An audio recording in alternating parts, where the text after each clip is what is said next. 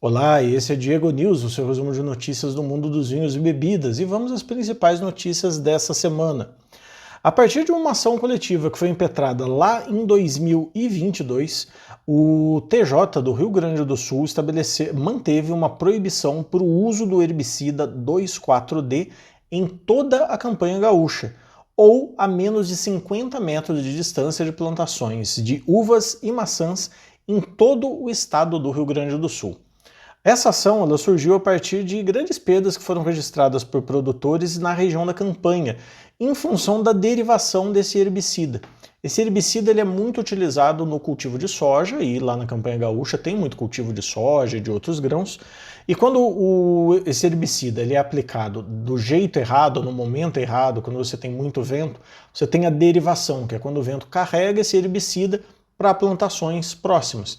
E plantações como as de uva e de maçã, elas são especialmente sensíveis a esse herbicida, o que acaba gerando perdas significativas de produção. Estimativas apontam que só no caso dos produtores de vinho e maçã do estado, os prejuízos causados por derivação de herbicidas pode ficar entre 160 e 360 milhões de reais.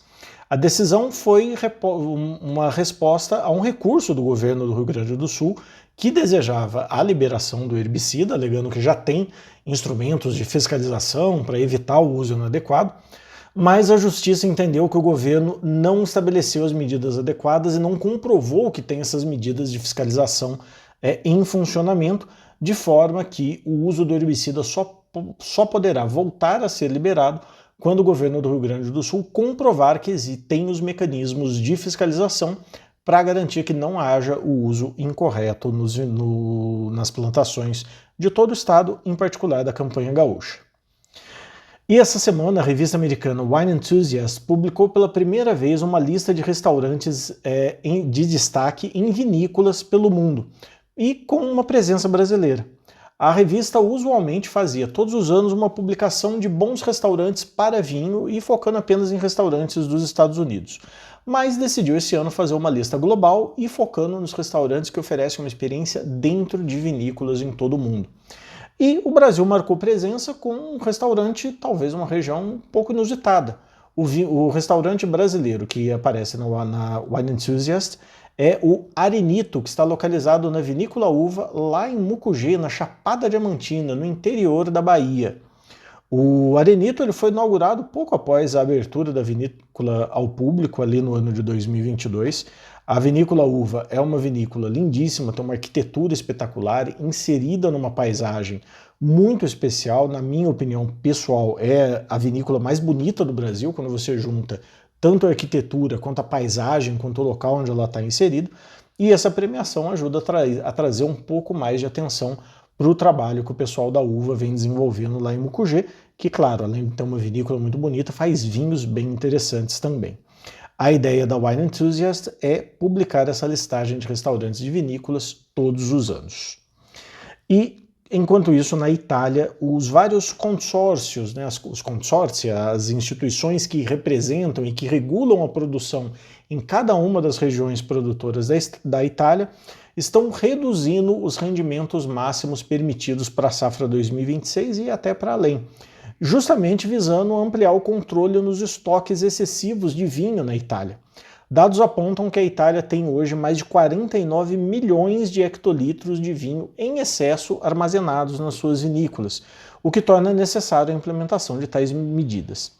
Desde áreas de produção de menor custo e maior volume, como a IGT Toscana, que reduziu em 20% o rendimento máximo na sua área de produção, até apelações de destaque, como o Brunello de Montalcino, que reduziu de 8 para 7 mil quilos por hectare, o máximo que pode se produzir. Essas reduções se repetem em várias regiões em toda a Itália.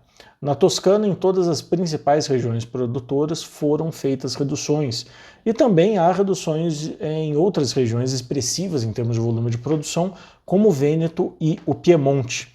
Isso vai desde DOCs menores até DOCs de maior destaque.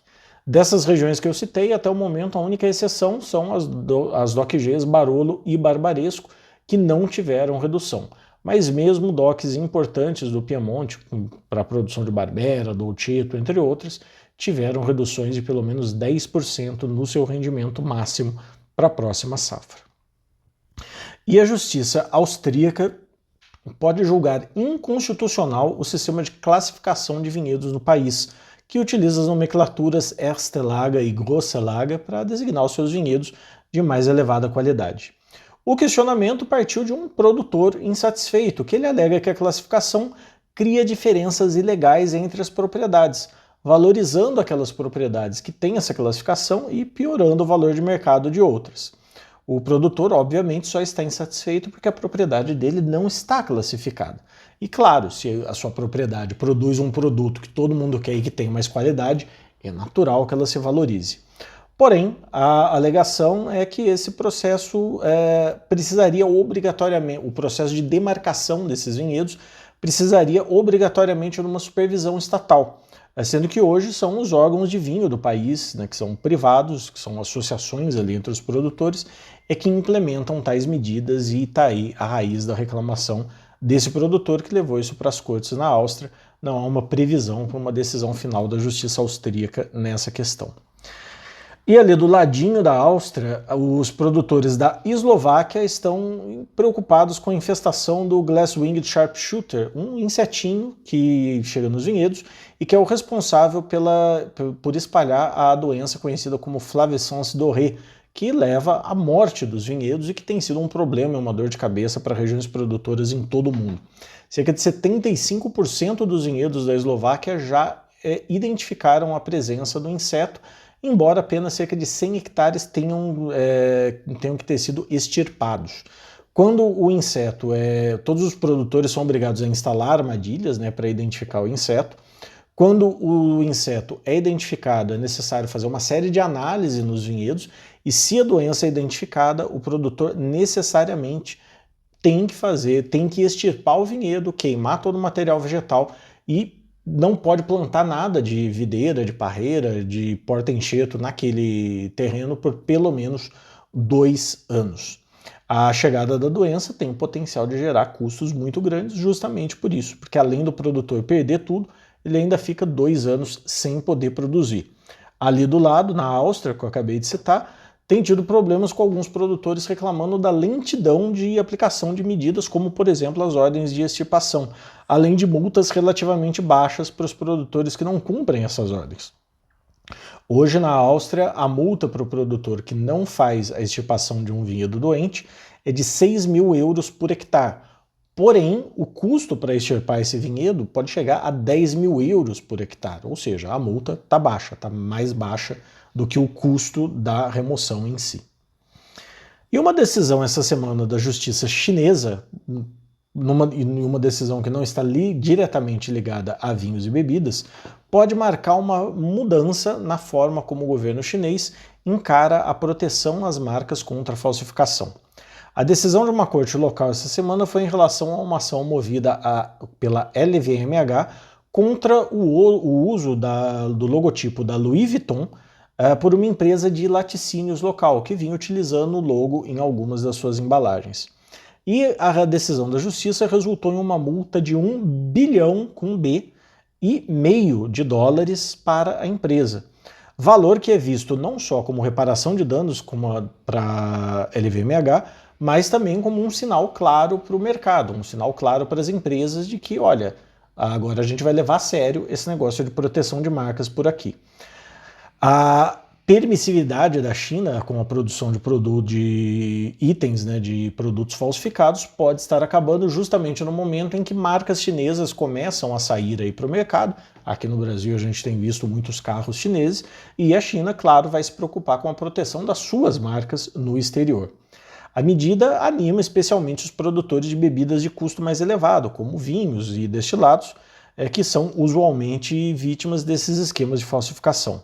A Treasury Wine Estates, que produz os vinhos australianos Penfolds, já havia vencido há pouco tempo uma ação lá no país contra um produtor de vinho que fez um vinho com uma marca diferente, mas com uma rotulagem muito parecida com a Penfolds, o que rendeu para a Treasury uma indenização de mais de 10 milhões de dólares por parte desse produtor. E essa semana o Guia Michelin apresentou a sua primeira edição de avaliação de vinhos, começando pela região da Borgonha, uma edição que já havia sido anunciada que sairia no ano passado. O guia não avalia vinhos, ele avalia vinícolas, considerando qualidade, consistência e outros aspectos, concedendo para essas vinícolas de 1 a 3 uvinhas, né, como são as estrelas no caso dos restaurantes, e ainda com uma lista adicional de vinícolas recomendadas.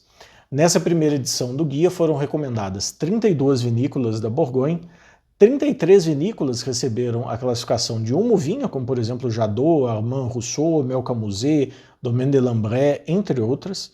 20 vinícolas receberam a classificação de 2 uvas, como por exemplo do Jacques, Leflaive, Bonneau du Marais, Denis Mortet, e apenas 9 vinícolas foram classificadas com 3 uvas, a classificação mais elevada, sendo essas Domaine de la Romanée-Conti, Domaine Leroy, Domaine d'Auvernay, Cécile Tremblay, Dugas-Py, Roumier, Cochet du Rue, Jean-Marc Thomas Boulet e Hubert Lamy. Esse foi o primeiro passo da Michelin, se enveredando aí pelo setor do vinho, e pode-se esperar que no futuro próximo saiam ainda edições dessa avaliação para outras regiões aí do mundo do vinho. E depois de mais de 2 décadas de tramitação no Congresso, foi sancionada essa semana pelo presidente uma lei instituindo o Dia Nacional do Vinho no Brasil, que será celebrado anualmente no primeiro domingo de junho. O objetivo da data, que passa agora a integrar o calendário nacional, é valorizar a vitivinicultura, valorizando a cadeia produtiva com maior atenção a eventos, ações em geral que tenham aí pelo Brasil, destacando o vinho, né, o produto, mas também a cadeia produtiva, as empresas e os profissionais envolvidos na produção dessa bebida. Essas foram as principais notícias dessa semana. Obrigado por assistir, compartilhe esse boletim, deixa aqui o seu comentário, e na semana que vem nós voltamos com mais um Diego News.